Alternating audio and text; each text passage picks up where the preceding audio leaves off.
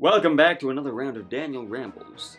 In lieu of Thanksgiving being right around the corner, we're going to cover a few tips and tricks that you can use to help navigate the torrential waters of the family dinners. Despite a global pandemic, and despite the history of the holiday, friends and family will still likely get together and participate in the tradition of awkward dinners.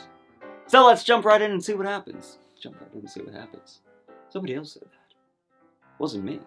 Well, I did just say now, but no. Somebody else said it. Alrighty. Seems good enough. Anywho, the main techniques we're going to learn today are from Chris Voss, former FBI negotiator and writer of one of my favorite books, Never Split the Difference. Because splitting the difference can be a little bit of There are two quotes that I'd like you to keep in mind as we move forward. The Stoic philosopher once beautifully put it, "Everything we hear is an opinion, not a truth. Everything we see is a perception, not a fact." And, essentially, you cannot control what happens to you, but you can control how you respond to it. Keep those in mind as we move forward, because it's very important.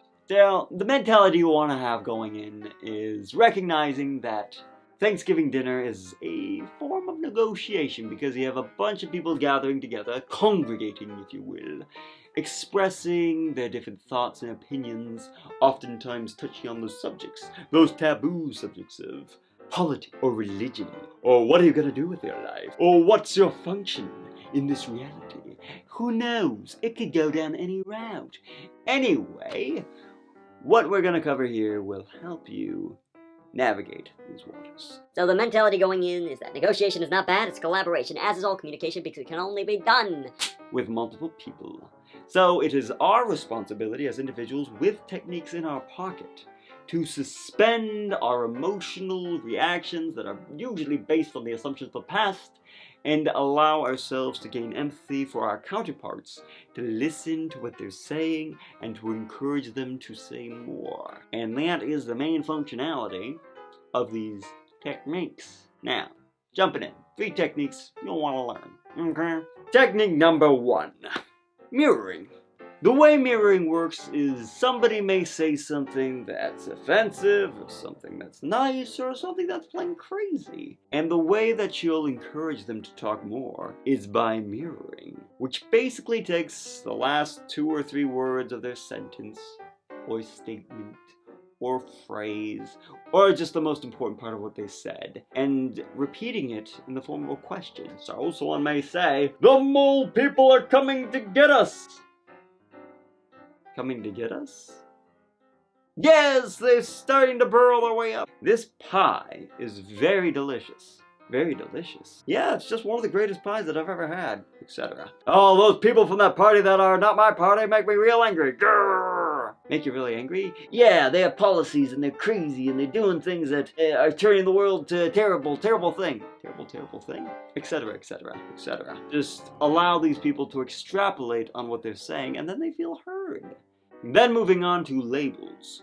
When people make statements or start getting passionate or start getting angry, these emotions that you perceive, you can label. So if somebody's getting really happy or excited, "Oh man, I just really love this pie is so delicious, this pie is so great." Sounds like you have an affinity for pie. You know, I do. I'm just a pie enthusiast. I feel like you would make a great pie. I feel like you'd make a great pie evaluator, etc., etc.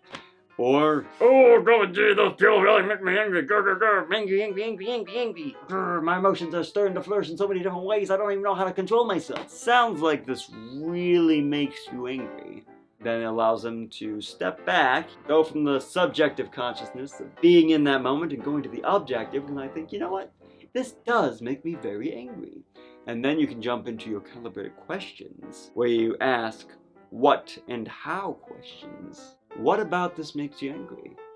How can you deal with the anger you experience? What's your intention behind expressing this so passionately? This allows them to open up the rationale behind their reality. Anywho, if you want to navigate the waters of conflict in life, just try to understand your counterparts in reality. Because the way I see it, in this world, we're all basically just a bunch of children fumbling around through life, fumbling around through this world of miscommunication and misunderstanding, just trying to find a place where we can be heard or understood.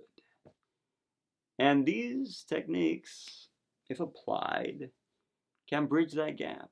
It starts with us. It starts with our actions and our intentions. If you want to be understood, first try to understand. We cannot continue to wait for somebody else to offer us that which we desire. If we first give it, then we may receive it. That's me for tonight. Toodles.